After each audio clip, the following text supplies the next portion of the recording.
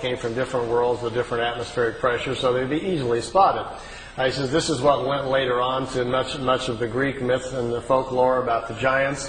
The Lyrians also are the people who in the past have taken earth people and mixed them with fish and with animals and other things, creating the old stories of mermaids and different things. Those things actually kind of happen. But their bodies, after a few incarnations, will deteriorate down to normal size because of the sun that they're living within. It will come back down.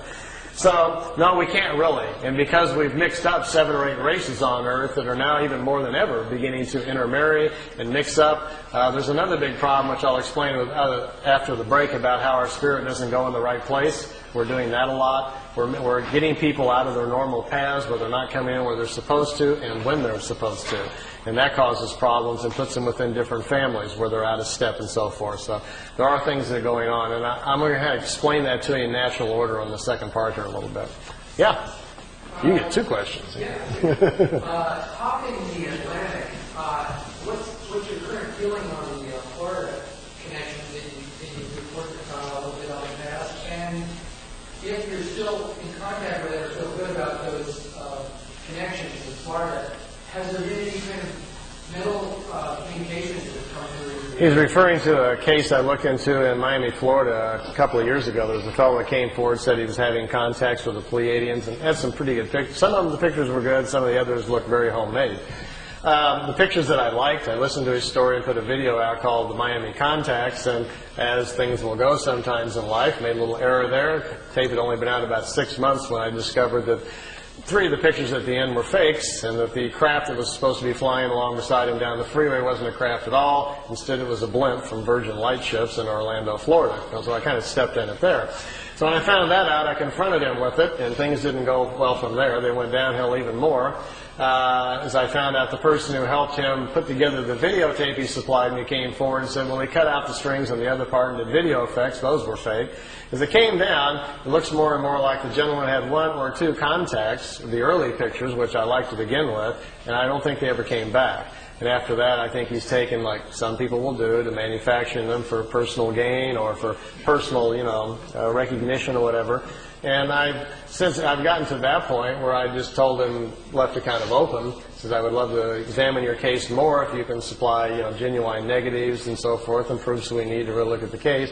But at this point, it looks to me like you're just manufacturing things and make it up. So I'm not wasting any more money on it until, whatever. So I've just kind of left it open, and nothing's happened for the last year or so. Yeah? Yeah, I used to be into making pyramids years ago. They're good sizes. I had a 3/4-inch copper pulling pipe to follow many books on it.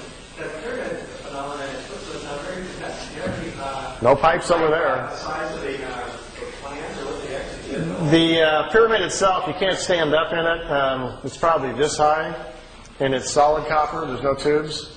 And it's a solid copper frame. And really, the solid ones are the only thing that really work. The tube ones are very, very mild, and the effect is not very strong. But the dimensions are same as the Great Pyramid, the standard pyramid geometry. It's 4-sided pyramid, just like the Giza Pyramid. The top of it, though, has a little device on it. It's an accelerator that accelerates the mind waves. So when you meditate stronger and deeper, quicker. So you're out of time within seconds. You don't know where you're at, and you're not allowed in it unless you have the buddy system. Somebody has to watch you go in, and the timer's put on, and they watch you.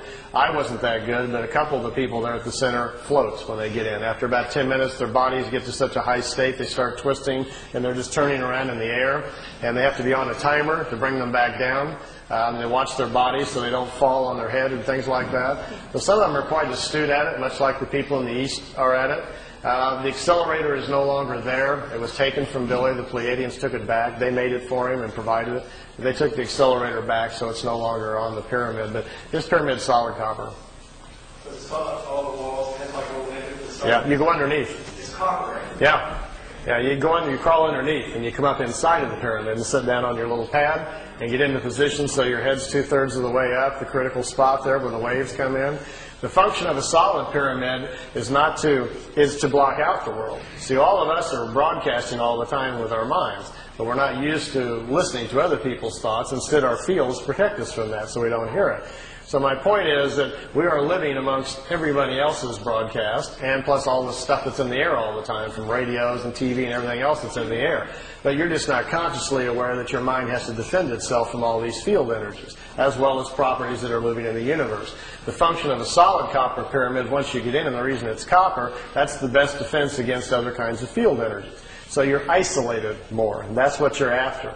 By becoming more isolated, your mind then no longer has to defend or protect itself, so to speak, from outside influences, and then can better do its own work. That's the concept.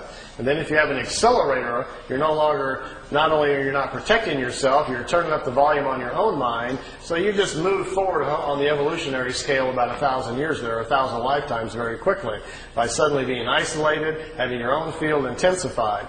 So there's a whole process Billy puts the people in the group through to learn clarity of thought, power of observation, to see things clearly. He doesn't let anybody in the pyramid who emotionally is out of balance, is prone to fears, anxieties. You have to learn to control all that before you're even allowed in it.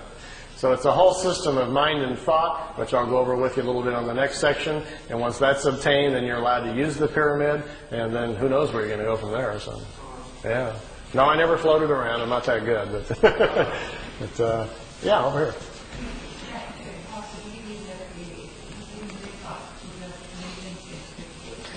They said that they were, after the third year, they told him that expectations were at 32%.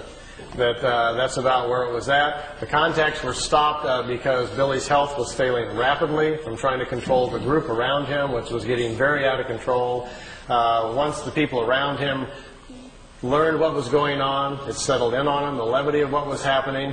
This concept of being special set in on too many of them, where they thought they were better than everybody else and they'd been handpicked somehow for the planet. And that thinking got carried away and the group just got very out of control. And at that point, they says, we stop at this point, it no longer serves our interest. So to them, in many ways, and they told Billy throughout the 3 years, that much of this is a test to see how people will respond with open contact with us. We'll have physical contact with you. The people that live around you, we will not have physical contact with, but they will be made to know it's for real. We want to examine what happens to the human condition when it tips over, when reality steps in and, takes over your current thinking.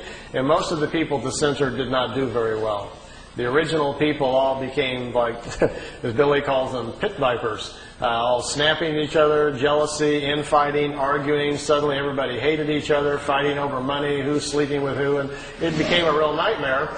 So Billy was like, stop, stop, stop, this is becoming a madhouse, and then at that point they stopped it. It went a lot longer than expected.